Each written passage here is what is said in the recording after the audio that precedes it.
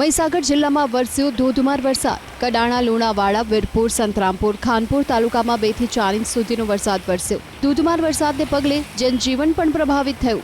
લુણાવાડા શહેરના લુણેશ્વર ચોકી 4 રસ્તા પર જાણે નદીઓ વહેતી હોય તેવા દ્રશ્યો સર્જાયા તો મુખ્ય હાઈવે પર પણ પાણીનો તેજ પ્રવાહ વહેતો જોવા મળ્યો અને આસપાસના ઉકરડી, સોનેલા, દલખુડિયા, નવા કારવા સહિતના ગ્રામ્ય વિસ્તારોમાં વરસાદ વરસ્યો।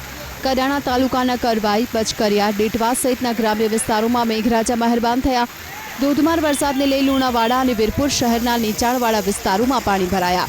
વીજળીના કડાકા ભડાકા સાથે વરસેલા વરસાદથી હાટડિયા બજાર વિસ્તારમાં નદીઓ વહેતી હોય તેવા દ્રશ્યો સર્જાયા તો શહેરના મુખ્ય માર્ગો બેટમાં ફેરવાયા।